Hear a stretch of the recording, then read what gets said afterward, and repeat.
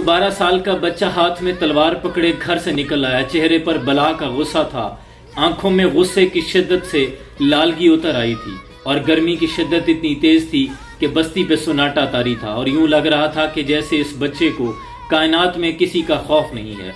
उसके कदम बस्ती से बाहर की जानब जा रहे थे। वो तेज फड़ते लपकते कदमों के साथ निकल रहा था और आंखें किसी को तलाश करते हुए कभी दाएं जानिब और कभी बाएं जानिब मुड़ रही थी। चलता चलता वो एक चट्टान के करीब पहुंचा।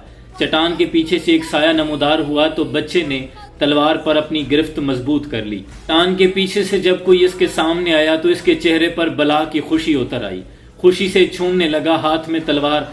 चेहरे पर खुशी का तासुर देखकर आने वाले ने पूछा, क्या मेरे प्यारे बेटे इस वक्त तुम यहाँ कैसे? तो इस बच्चे ने कहा कि मैं आप ही को तलाश करता आया हूँ।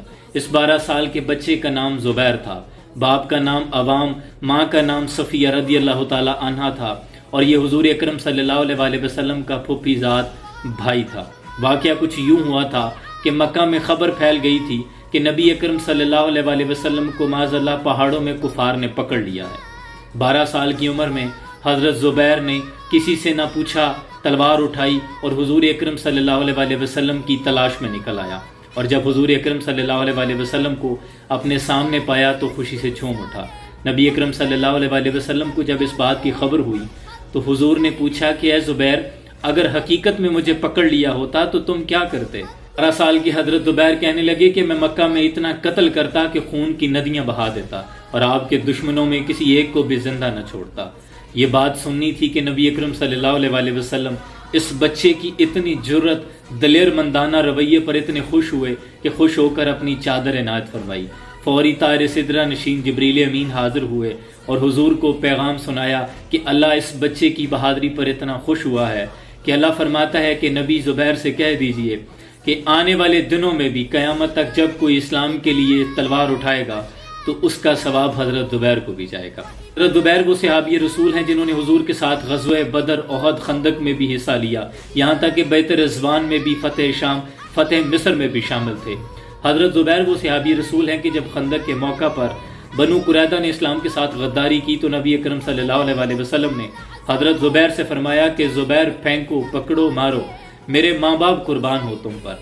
2 सहाबी रसूल हजरत साद बिन नबी वक़ास रदी अल्लाह तआला अन्हु और हजरत जुबैर बिन अवाम रदी अल्लाह तआला अन्हु फरमाते हैं कि हमें याद नहीं पड़ता कि हमारे सिवा किसी और के लिए नबी अकरम सल्लल्लाहु अलैहि वसल्लम ने अपने माँ बाप को के नामों को यूं यकजा किया हो। ये तो आपने भी सुना होगा कि फिदा का उम्मी वाबी या रसूल अल्लाह सल्लल्लाहु अलैहि वसल्लम। तो ये वो सहाबी रसूल हैं। हजरत साद को मैदान ओहद में और हजरत जुबैर को मैदान खंदक में नबी अकरम सल्लल्लाहु अलैहि वसल्लम ने फरमाया कि तुम पर मेरे माँ बाप कुर्बान हो। बहादुरी और जुर्रत नबी अकरम सल्लल्लाहु अलैहि वसल्लम को और अल्लाह को बेहद महबूब है।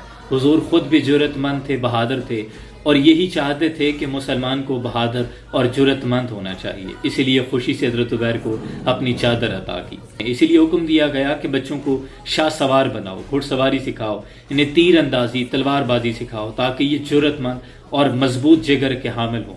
इसलिए आप भी अपने बच्चों को बचपन ही में इन बहादुरों के किस्से सुनाया करें ताकि वो भी बहादुर और मजबूत मुसलमान बन सकें। निकल कर सहरा से जिसने रोमा की सल्तनत को उलट दिया था, सुना है ये कुदसियों से मैंने, वो शेर फिर होशियार होगा। और अब तेरा भी दौर आने को है फ़क्र गयूर, खा गई रूहे फरंगी को हवाए सी मुज़र। सलाम पहुँचे।